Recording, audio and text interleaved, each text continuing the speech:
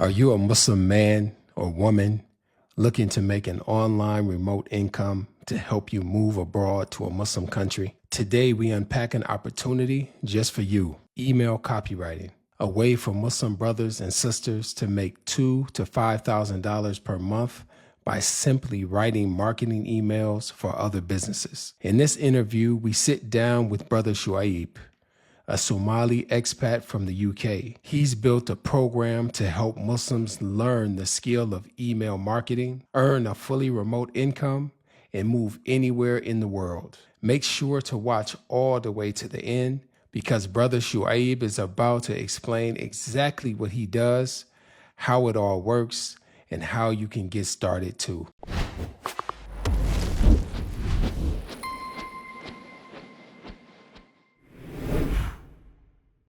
So, Brother Shuib, bro, can you tell us a little bit about yourself and a little bit about your background? Assalamu alaikum. So my name is Shuib. I have been in the tech/marketing space for around coming up to 6 years now. A lot of people know me as the ex-healthcare worker turned into software engineer, turned into agency owner. So alhamdulillah, I've had the opportunity to work with a number of individuals, high-profile individuals, Premier League football coaches, world champion cyclists, small businesses, big businesses. Started with building out their software, mostly just websites, to be honest, some other custom solutions. Then it went over to SEO, email marketing, copywriting, which actually led me to pretty much quit my tech role and go full-time into freelancing. So a lot of people know me as that, and also as the digital nomad, traveling to multiple Muslim countries to eventually settle into one place, which turned out in the end, or temporarily for now, will be the UAE. So alhamdulillah, I also run a tech and copywriting bootcamp. So everything that I've learned, I taught to over 700 people, me and my partners, basically get roles or to land their first client in copywriting, email marketing, and then eventually use that skill to have the option to travel. And then also if they wanted to, which is always encouraged, to make hijrah. MashaAllah. So where are you from to begin with? Not your parents, but you. Okay, I was about to say, originally from Somaliland, born in Holland, raised in the unfortunate UK. SubhanAllah. So what was your motivation to make hijrah? My motivation started out with actually wanted to, in the beginning, I'd admit and say, is wanted to learn Arabic language. So 2019, I was going to my last year of university, and we took a family trip to Tunisia, right? And this was in the summer. And it's my first time going to a different country that wasn't Somaliland or Holland or like Europe, right? It was actually going out to North Africa and a Middle East country, you could say. And I was just interested with just how open everything was. I didn't feel the need to like be a bit worried how someone's gonna look at me because I'm wearing a thobe, kandura, or I was just, everywhere I was greeted, it was salam alaikum with a smile. And it's not only for the Arab countries, of course, or North African countries, but this is the Muslim lands, right? This is where you feel comfortable in your own skin. I'm Muslim first, then I'm Somali, right? That's just how I see it. Some people might disagree, but that's their own problems. Right. And then life got in the way. So I came back from holiday. It was 2-week holiday, and I, downloaded Duolingo. I got onto a course, and I really wanted to learn Arabic to eventually maybe move. And I was like, hey, look, alhamdulillah, it's a good language to learn, but it's not easy. So that was my main and first motivations. That later changed even more, and that motivation became stronger when I realized that staying in the West as working, so it's different when you're a student. As a student, you're a bit, what's the word? Naive to the world. But once you graduate and you're out there in the world, I did a whole career switch. I traveled the world, and then I eventually landed in a Muslim country. Alhamdulillah, I managed to stay and find my footing. But that definitely didn't come with some trials and tribulations. SubhanAllah. So, I think the main question on people's minds is, how were you able to do that? Like people in the 9-to-5, it's getting harder and harder to live in the West. So how is this man able to just go around the world and travel and do things? So alhamdulillah, like the way I see it is, hijrah is not a goal. And I think you spoke about this in one of the recent videos. It's not the end goal. It's kind of like almost a starting step, right? So a lot of people who are in a 9 to 5, maybe they believe that they need to start a business and that business needs 10K, 20K a month in order for them to even think about leaving their parents' home, let alone a different country, right? So that's partly due to social media and what's out there, and people who are trying to help make people, allow them to make more money and start business and halal income, which is all good.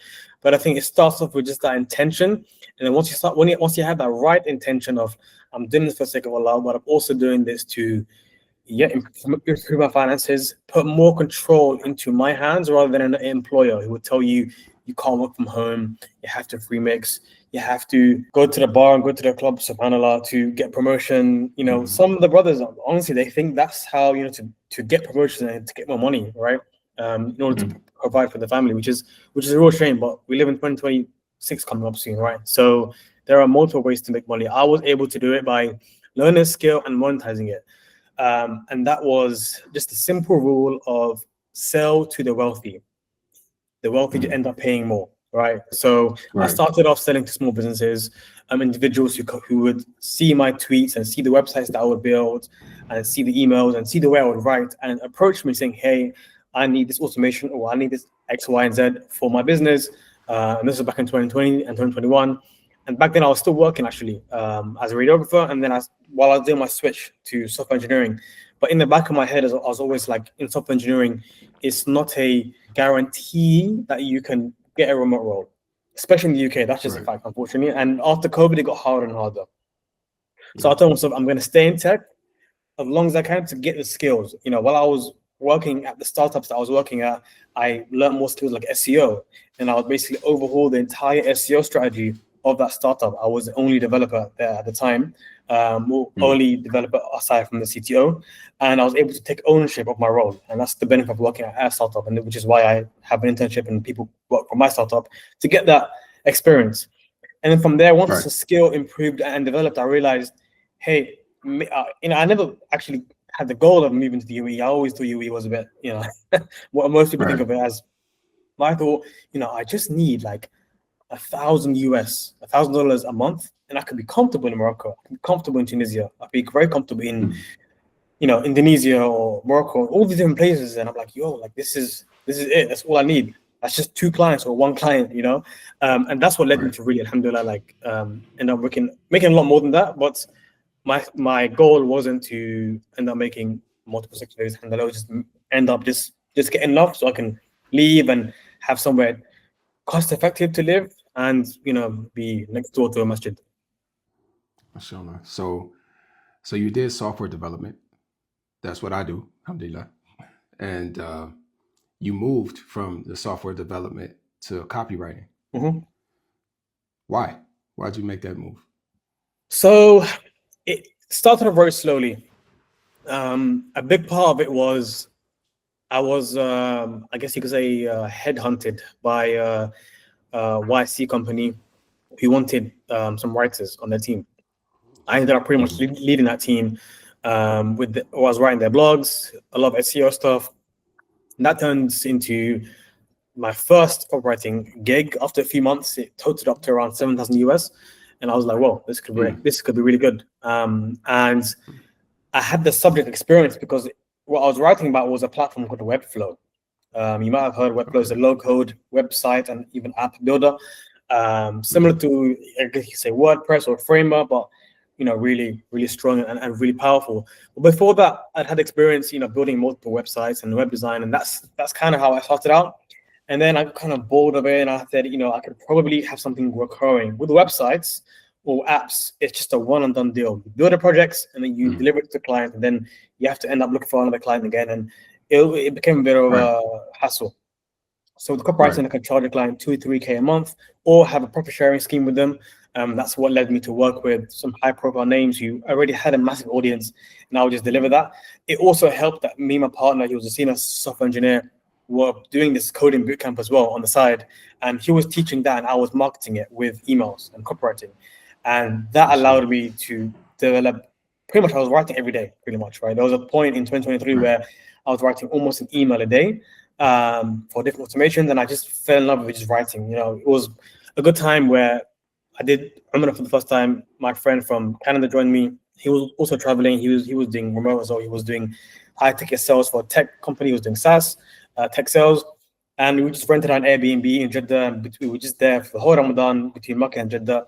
And I was just writing my emails, writing for that Webflow clients, writing blogs for them. And alhamdulillah, I realized this could be like a long-term thing. So was the nature of this work remote, or do some people have to go into an office to do copywriting? So it is completely remote. All you need is your laptop. You don't need to code. You don't need to do, you do need to do sales, but it is remote. But it depends, because if someone was doing it now and they, didn't have the finance, or they just don't want to start a business, I'd say it's always good to work at an agency. So I was fortunate enough to get some work experience at an agency after I quit my software engineering. So it was the same thing. I was doing websites, but I wasn't coding anymore. I wasn't building web apps. I was just building websites with WordPress. So that allowed me to just get that experience. And sometimes that's not remote. Sometimes that's in person in an office. But again, it allowed me to build up my client base, and I would poach clients from them or whatever. And it allowed me to develop certain relationships. So now you're starting to teach Muslims how to do copywriting. So how did you get into that part? How did you move into that space? So in the beginning, we were doing it for free. Alhamdulillah, for like 4 or 5 weeks. We just had some people that we would mentor. One person actually ended up being the full-time copywriter for, or email marketer for Tartida AI. And they ended up doing that full-time after doing it for freelance and working with other clients. Mentorship and coaching is always something that's been quite near and dear to me, purely from the fact that I didn't have a proper mentor when I was going through this journey. When I was learning how to code, I didn't go through a bootcamp. I didn't do a degree. And when I was doing this copywriting thing, I was writing on Medium. So I've had blogs. Some people who are watching this might know me from Twitter. Back in the old days where I used to write blogs on Medium about productivity, about lifestyle stuff, about just trying to be mostly about productivity and working smart and whatnot. So I'd read certain books, and with those books, I'd write my review of those books basically on Medium. Right. And I wasn't doing that to sell anything. I just like to write, and I still write to this day, even in physical journals. And I realized a lot of people, they just want something an extra bit of income. They don't really want, or maybe they don't know that yet, but they're not interested in the whole 10K a month thing. They just want a few extra $1,000 a month added on to help with the bills, family, stack savings for maybe the visa if they want to make Hijrah or whatever the case may be. And we started that mentorship, and alhamdulillah, we still do this. 15 people every cohort, make sure we get them their first client. If they don't get that client, they don't pay a penny. And then that's just how it grew from there. MashaAllah. So can you just educate us a little bit about this space? So first of all, I think we jumped the gun. What is copywriting to begin with, and how much of a demand is it for copywriters? Okay, so that's a good question. So copywriting is essentially writing persuasive writing. Okay, so you see everywhere on ads, you see on emails, e-commerce, they do that quite a lot. Email marketing, ad copy, the copy which is the writing you see on landing pages, on websites. All of that is writing to get you to take a certain action, whether it's to donate something if you're a charity, whether it's to buy something, a physical product if you're an e-commerce online store, or whether it's to sign up to some kind of coaching or something like that, right? That's big. I'm especially big on email marketing. The amount of copywriting is only increasing as more and more people go online with their businesses.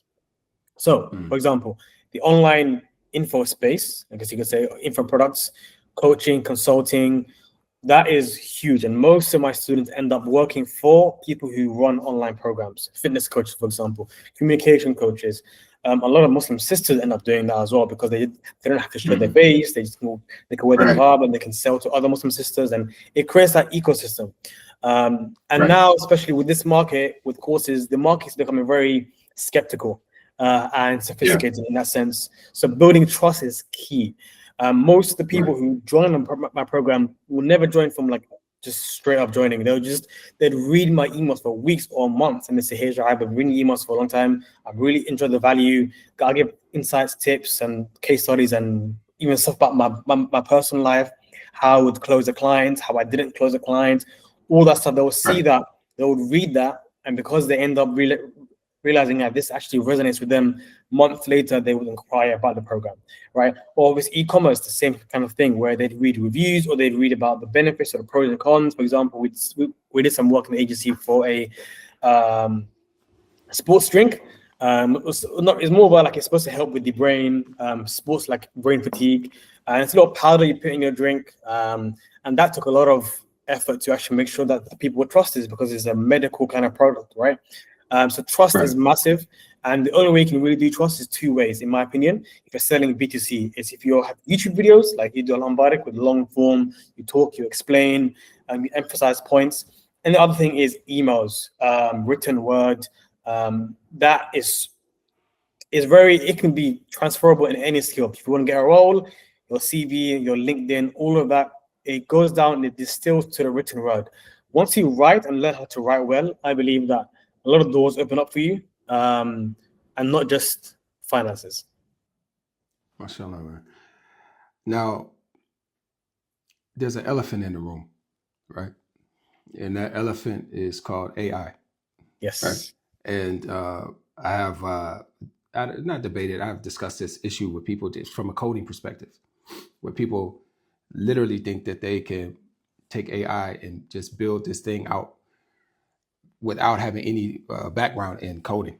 So that's another topic, right? So let's talk about copywriting, because I think that that's an even stronger argument, that what do we need you for if we can just type in some AI prompts and get our copy? So how do you respond to that? So I actually use AI for some of my writing, especially now that you can train AI based on data. So AI, all it is, it's not a superhuman, it's just data. So it would use whatever prompts you give it. If you give it a bad prompt, it will be obvious that it's written by AI. I've seen so many people try and fail because it's clearly obvious. AI will never get the emotional part, which is strictly human. However, drafting, outlining, training, all of that we use AI for. So maybe 20% of my emails are written with the help of AI. Obviously stuff like spell check and all of that, but also I give it my emails for the past, like, let's say 3-4 weeks, and I'll ask it to write in a similar tone. But if you're not a seasoned copywriter, it's just not going to work out for you. The same way as a developer, if you don't know how to troubleshoot, problem solve, you're going to get a MVP maybe. You might end up just getting a web app or app that works after a few tries to show YouTube and be like, hey, this is what I built. But when it goes, when you ship it to users, it's going to break down, and you're not going to have any idea how to fix it. However, AI is getting more and more sophisticated, which I think increases the demand for copywriters, especially for selling, for example, to a sophisticated audience or to an older audience, to a Muslim audience. You can't afford to get things wrong. If you're quoting the Quran, you can't afford to get things wrong like that, right? So it's really important to have human in the loop. So that's my take on that. Yeah, I mean, I think people they misunderstand the whole AI thing, and some people think they're talking to another person, but AI is really a tool. Just like Google solved the problem of directories and indexing websites back a long time ago. People probably weren't even born at that time. So, what type of person do you think should learn this skill? Let's say that they didn't even think about it until you just mentioned it now, to realize that it's something they can do. Especially, you mentioned sisters, and a lot of times it's brother focused. Yes. But this type of work is for everybody. So what type of person do you think should look into copywriting? So, alhamdulillah, one of the sisters that we ended up helping out with, like I said, she went full time with this, and she was still from home. And it's not something where I wouldn't say it's easy. That's one thing I don't want to like put out there and say, oh, you can make a lot of money. It's really easy. It's going to take a lot of hard work. It's going to take a lot of focus. With writing, it's all about focus. I'm always drinking coffee. I'm always trying to start. So a lot of my writing I do in the morning. So after Fajr, it's the best time for me. I get so many good ideas. I get really creative, and that's always the best time. And there's barakah in that, right?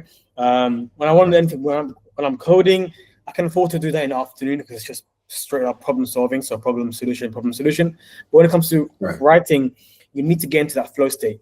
And flow state isn't for people who are too busy watching TikTok and they have that brain rot. If you can't concentrate and you have trouble concentrating, writing will be the cure for that. But there's no cure for hard work. There's no, like you need to just have that grit.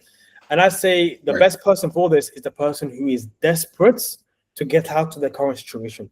So if you have that pain where you're, in a company in the West and you're seeing what's going on, they're vandalizing the masjids. SubhanAllah, when I was last in the UK, in London specifically, 2 times in a row, in the same week, we had to evacuate the masjid. And this is East London masjid because there was a bomb threat, a hoax. It ended up being a hoax. But imagine, I couldn't even pray my sunnah because there was someone called in and said there was planted a bomb, SubhanAllah, So if that doesn't get you out of the situation and trying to get a new skill and build something of yourself to actually end up leaving, then you go a real problem. But alhamdulillah, I'm seeing a lot of brothers doing it multiple different ways. Copywriting isn't the only way. There are so many different ways you can do it. But the issue is a lot of brothers, they get confused and they end up not doing anything. Paralysis, analysis, right? So, I mean, would you say this is for someone who's, let's say, maybe a reader that enjoys writing, or could it be for a person that maybe they could be, but they're not into writing at the moment? Is it something that someone should try, or should they have some background before they get started? So I never had a writing background. I'll be yapping on Twitter, man. I'd be writing and whatever I think. I'd write on Medium. No one really read it, or I didn't think anyone read it until I got approached by a client. Even I would get messages from people saying, "Hey, you made a spelling mistake. You made a typo." So it's not like the writing we were taught in school. Like PE, point, explanation, and evidence, or whatever it was. It's a very different form of writing, and there are different frameworks to learn. There are mostly 3 main frameworks. And I say this is perfect for somebody who doesn't want to start a personal brand, who doesn't want to show their face on Instagram or YouTube or whatnot, and just wants to, work with a few clientele, and make, really whatever they want, as long as they have that, relationship with the client. So if you just want to work with people and write and make sure that you get results for them, even me, like some of my emails these days are written by the students, right? And I pay them, a commission from that. And alhamdulillah, he doesn't show his face. He doesn't want to go on Instagram. He said, no, I don't want to do that. I just want to keep writing for people to take. And I said, hey, Fadlan, the boys, cool, No, that sounds really good, man. So what type of income potential are we talking about? Can you give us a range of what a person can make doing copywriting? So I'd say it depends on the relationship you have with the clients. There are 2 main ways, I guess 3. I started out as a retainers, right? So $2,000-3,000 a month, and I'd find influencers, people who would have large followings that I can actually, say, hey, look, one customer, one client, or one brand deal would justify that, or a profit share, which will be really good with the clients that work for 6 months or more.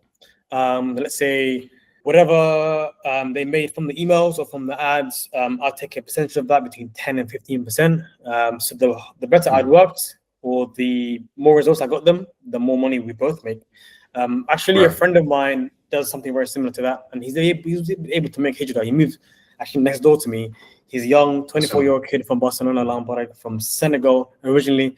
I don't think he'd mind me saying this. I'm not going to mention his name, but he worked. He's the growth operator for Sheikh, I think what's his name, Abdullah in America. You might know him actually. He does helping people helping brothers get married. He helps them with self-development and really finding themselves and being the best position they can to get married. And he worked with him in the background, no social media, but I knew him from Twitter for a while actually. And just that one client, he's been able to make Hijrah. He won the school game with Alex Hormozy, but he's doing very well with just that one client. And he recently moved over here. Currently, he's in Umrah. So just from that, you can say, like, from one client, you can fund your whole life. So that's the potential income you can make. Man, that sounds good. And people, I mean, maybe someone that's living in the West right now, they don't understand how far they can go with $3,000 to $5,000 a month. Like that's you. In some of these places, you would be like top 80% of earners. Yeah, you'd be a king, like royalty. Yeah, really. Even here. And in some places, just like half your rent is that. So I mean, I know that things require they require effort, and some people don't see it through, that they're almost there and then they just fall off and they don't make it to the finish line.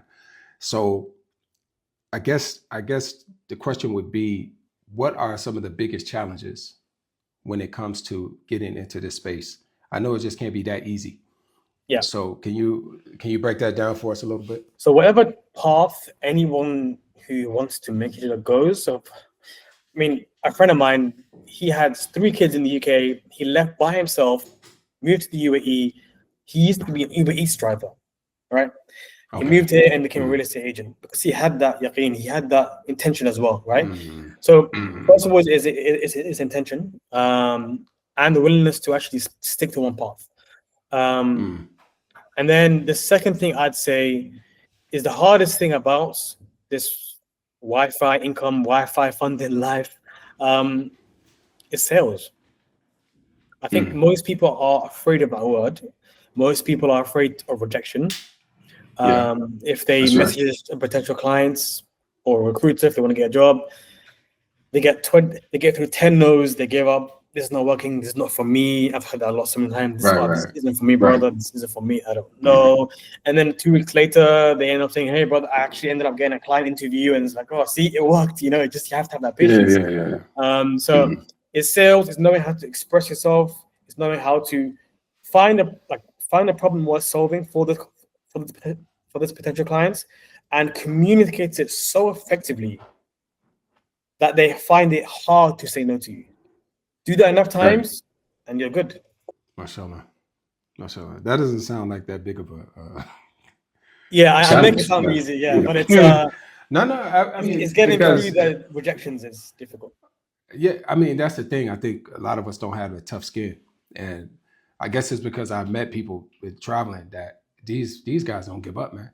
Yeah. Like they don't take no for an answer at all. You can say no 100 times, but they're still they are, man. Like they'll follow you, until you get in your car and leave. Yeah. So anyway, and they don't mind being rejected, When I was in Egypt, sorry to cut you off. When I was in Egypt, go ahead. Brother, I can tell you my sales skills just doubled just from being in Egypt for that 4 weeks. Yeah.